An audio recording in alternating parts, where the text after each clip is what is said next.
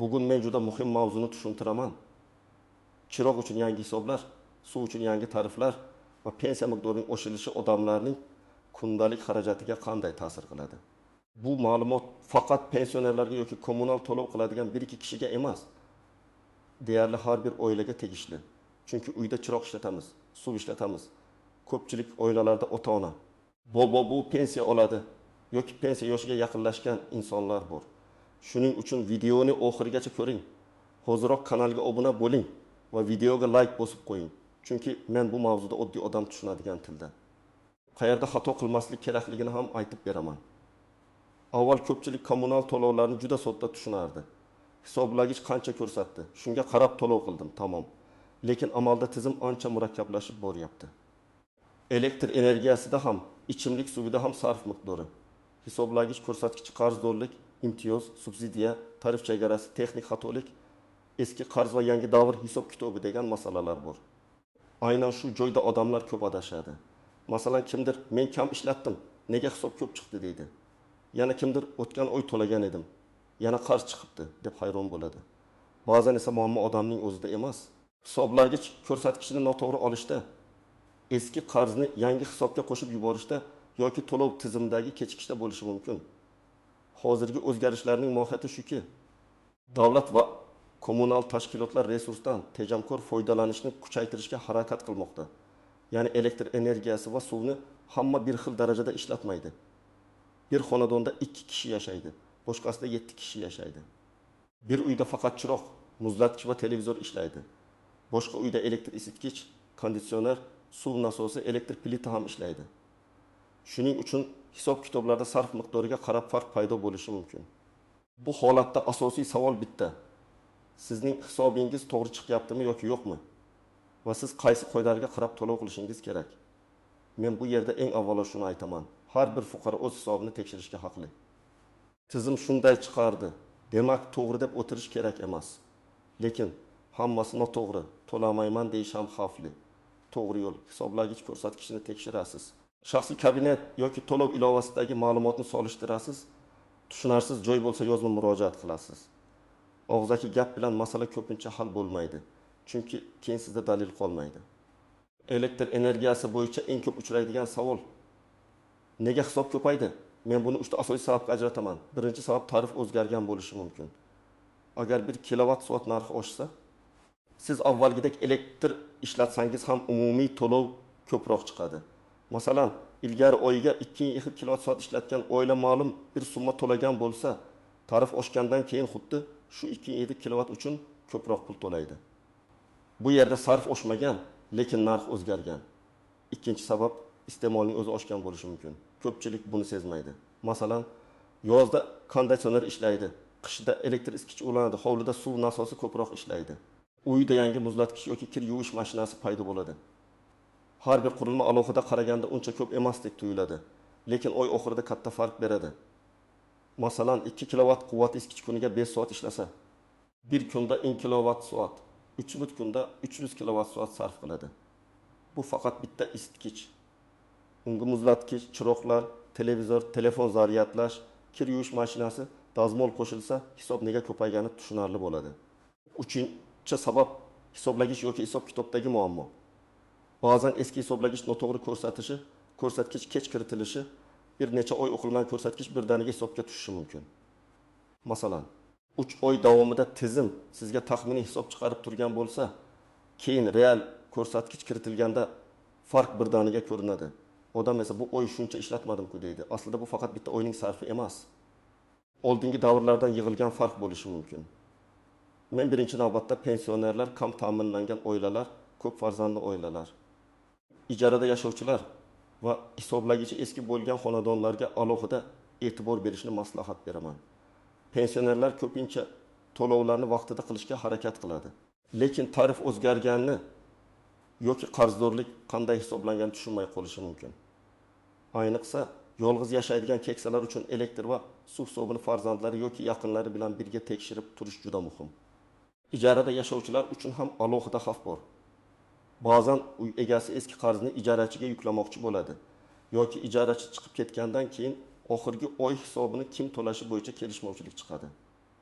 Men bunday vaziyatda har oy boshida va oxirida hisoblagich ko'rsatkichini rasmga olib qo'yishni tavsiya qilaman. Rasmda sana ham ko'rinishi yaxshi. Shartnoma bo'lsa, unda kommunal to'lovlarni kim va qaysi davrdan boshlab to'lashi aniq yozilishi kerak. Ko'p farzandli oilalarda esa sarf tabiiy ravishda ko'p bo'ladi. Kiyim ko'p yuviladi, ovqat ko'p pishiriladi, suv ko'p ishlatiladi. Dars qiladigan bolalar chiroq va internet qurilmalaridan foydalanadi. Bunday oilalar uchun eng muhim narsa sarfni ayblash emas, uni nazorat qilish.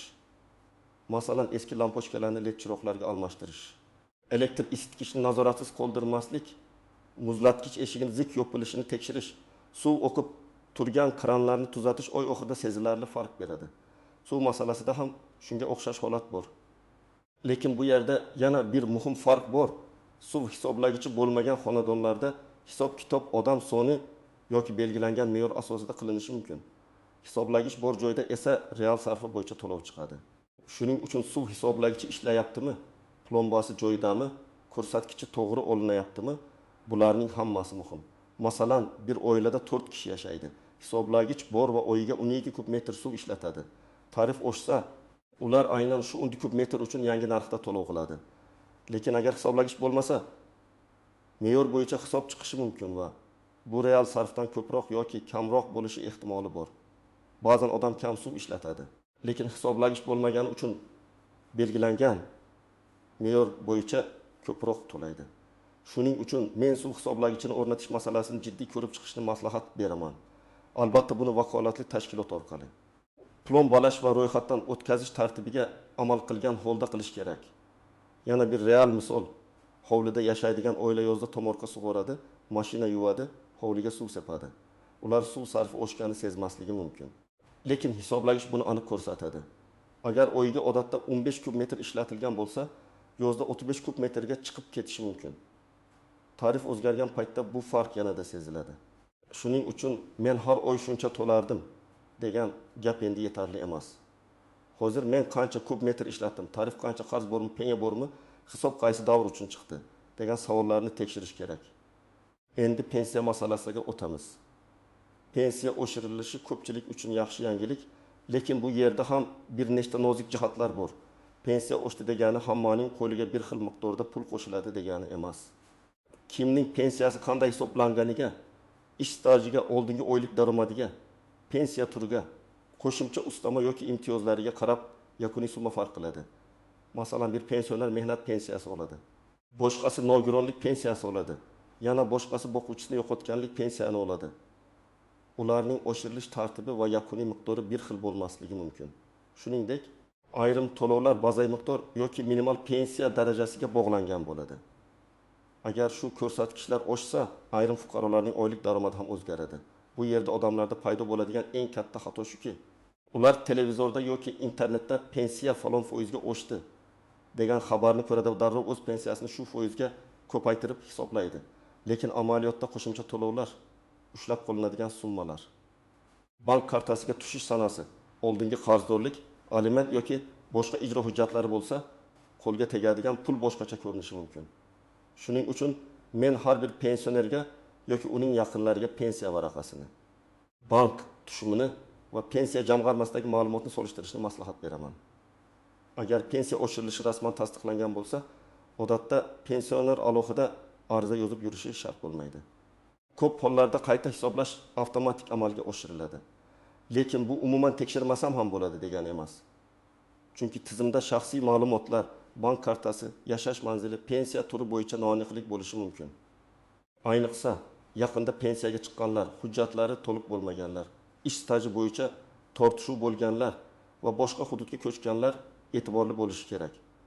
Xavotir olmaslik kerak bo'lgan holat ham bor. Masalan, pensiya oshirilishi e'lon qilinganidan keyin pul shu kuni darhol kartaga tushmasligi mumkin.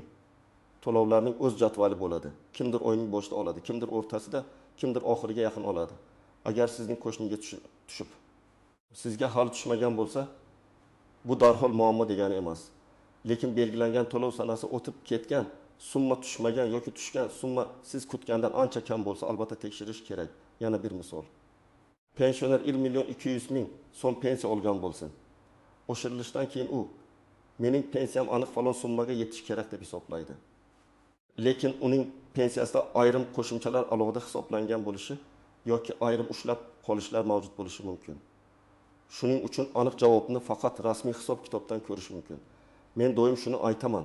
Mish-mish. Qo'shnining gapi ijtimoiy tarmoqdagi qisqa xabar emas, rasmiy manba va shaxsiy hisob ma'lumoti asosiy dalil bo'lishi kerak. Kommunal to'lovlarda eng ko'p uchraydigan nozik jihatlardan biri qarzdorlikning davrlar bo'yicha aralashib ketishidir. Siz bugun to'lov qildingiz, lekin tizim avval eski qarzni yopishi mumkin. Natijada siz hozirgi oyning to'lovi yopildi deb o'ylaysiz, tizim esa eski qarzni yopgan bo'ladi va joriy oy yana qarz sifatida ko'rinadi. Shuning uchun to'lov qilganda kvitansiyada qaysi xizmat uchun, qaysi hisob raqamiga, qaysi sanada va qancha summa o'tgani aniq ko'rinishi kerak. Ikkinchi nozik jihat hisoblagich ko'rsatkichining o'z vaqtida kiritilmasligi. Agar siz elektr yoki suv hisoblagichining ko'rsatkichini o'zingiz yuborishingiz kerak bo'lsa, belgilangan muddatni o'tkazib yubormang. Aks holda tizim o'rtacha sarf yoki boshqa hisoblash usulidan foydalanishi mumkin. Keyin real ko'rsatkich kiritilganda farq paydo bo'ladi. Bu farq ba'zan odamga jarimadek tuyuladi, lekin aslida oldingi hisob-kitob tuzatilayotgan bo'ladi. Uchinchi nozik jihat noqonuniy ulanishlar. Ba'zan ko'p qavatli uylarda yoki hovlilarda qo'shni liniyadan foydalanish, umumiy joydagi elektrdan noto'g'ri foydalanish, suv tarmog'iga ruxsatsiz ulanish kabi holatlar bo'lishi mumkin. Bunday vaziyatlarda jarima juda og'ir tushishi mumkin. Men bunday ishga umuman yaqinlashmaslikni maslahat beraman. Tejamkorlik boshqa narsa, noqonuniy foydalanish boshqa narsa. Birinchisi pulingizni asraydi. Ikkinchisi katta muammo olib keladi. To'rtinchi jihat imtiyoz va subsidiya masalasi. Ayrim oilalar ijtimoiy himoyaga muhtoj bo'lishi mumkin, lekin ular o'z huquqini bilmagani uchun yordamdan foydalanmaydi. Agar oilangiz daromadi past bo'lsa, pensioner yoki nogironligi bo'lgan shaxs bo'lsa, ko'p farzandli bo'lsangiz, mahalla ijtimoiy himoya organlari yoki tegishli davlat xizmatlari orqali mavjud yordam turlarini tekshiring. Lekin bu yerda ham hujjat muhim. Og'zaki biz qiynalyapmiz deyish yetarli emas. Daromad, oila tarkibi, yashash manzili, shaxsni tasdiqlovchi hujjatlar va boshqa ma'lumotlar kerak bo'ladi. Endi men aniq nima qilish kerakligini bosqichma-bosqich aytaman. Birinchi qadam, elektr va suv hisoblagichingizni tekshiring. Ko'rsatkichni rasmiy oling, sana bilan saqlab qo'ying. Har oy bir xil sanada rasmiy olsangiz, sarfni solishtirish oson bo'ladi. Masalan, har oyning bir sanasida elektr ko'rsatkichi va suv ko'rsatkichini suratga olib boring. Shunda bir oyda qancha ishlatganingizni o'zingiz ham bilasiz. Ikkinchi qadam, to'lov ilovasi yoki shaxsiy kabinetdagi ma'lumotni tekshiring. Hisob raqamingiz to'g'rimi? Manzil to'g'rimi? Qarzdorlik qaysi davr uchun chiqyapti? Oxirgi to'lov qachon o'tgan? Shularni ko'ring.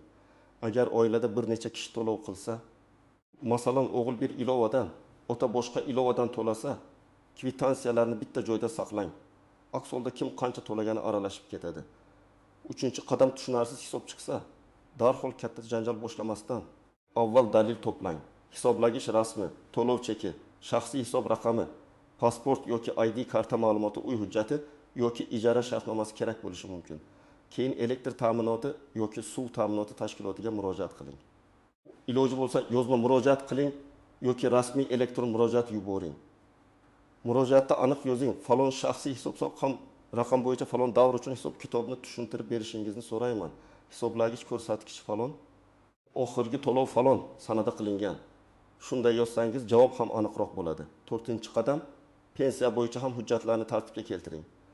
Pensionerning ID kartasi yoki pasporti, pensiya guvohnomasi bo'lsa, bank kartasi ma'lumotlari, oxirgi tushumlar, telefon raqami va yashash manzili yangilangan bo'lishi kerak.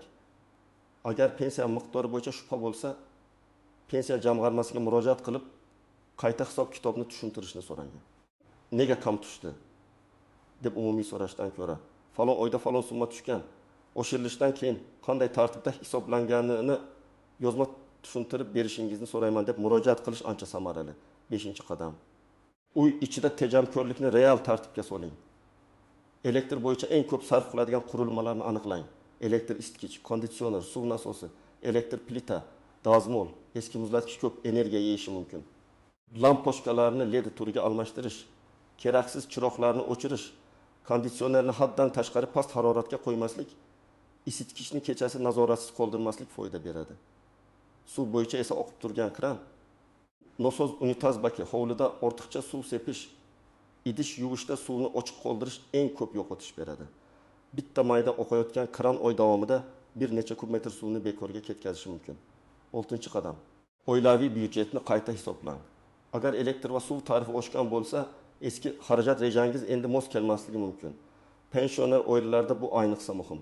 Masalan, pensiya oshdi, lekin kommunal to'lovlar ham oshdi. Demak, qo'shimcha pulning bir qismi elektr, suv, oziq-ovqat va dori-darmon narxlariga ketishi mumkin. Shuning uchun pensiya oshdi, demak bemalol sarflaymiz deyish to'g'ri emas. Avval majburiy xarajatlarni ajrating. Kommunal to'lov, dori, oziq-ovqat, transport. Keyin qolgan pulni rejalashtiring. 7-qadam, keksalarni aldovlardan himoya qiling. Tariflar va pensiya oshishi haqidagi yangiliklar paytida firibgarlar ham faollashishi mumkin. Pensiyangizni oshirib beramiz. Kartangiz raqamini ayting. Kommunal qarzingizni o'chirib beramiz. Imtiyoz rasmiylashtirib beramiz. Oldindan pul bering degan gaplarga ishonmang. Hech kimga SMS kodni, bank karta parolini, ilovaga kirish kodini bermang. Rasmiy tashkilotlar bunday maxfiy kodlarni so'ramaydi. Agar pensioner ota-onangiz bo'lsa, ularga buni alohida tushuntiring. Elektr bo'yicha savol bo'lsa, hududingizdagi elektr ta'minoti korxonasiga yoki rasmiy mijozlar xizmatiga murojaat qilasiz. Suv bo'yicha suv ta'minoti tashkilotiga murojaat qilinadi. Pensiya bo'yicha esa pensiya jamg'armasi bo'limi yoki tegishli davlat xizmatlari orqali ma'lumot olish mumkin. Murojaat qilganda asabiylashib umumiy gapirish emas, aniq raqamlar bilan borish kerak. Shaxsiy hisob raqam, manzil, hisoblagich ko'rsatkichi, to'lov cheki va murojaat mazmuni tayyor bo'lsa, ish tezroq yuradi. Agar sizga og'zaki javob berishsa-yu, lekin masala hal bo'lmasa, yozma javob so'rang. Yozma javob keyingi bosqichda kerak bo'ladi. Masalan, yuqori tashkilotga iste'molchilar huquqlarini himoya qiluvchi organlarga yoki boshqa vakolatli idoraga murojaat qilish kerak bo'lsa, sizda dalil bo'ladi. Men doim shuni ta'kidlayman. Huquqingizni himoya qilish uchun baqirish shart emas. Hujjat va aniq dalil kuchliroq ishlaydi. Bugungi mavzuda asosiy fikr shuki, chiroq va suv bo'yicha yangi hisoblar sizning oilaviy byudjetingizga bevosita ta'sir qiladi.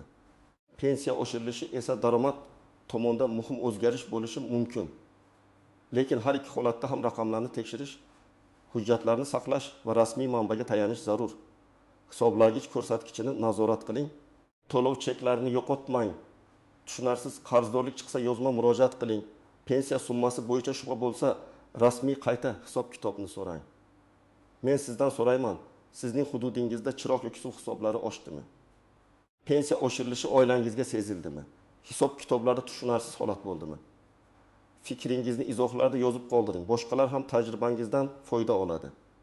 Videoga like bosing, kanalga obuna bo'ling va yaqinlaringizga ham yuboring, chunki bu ma'lumot har bir xonadonga kerak.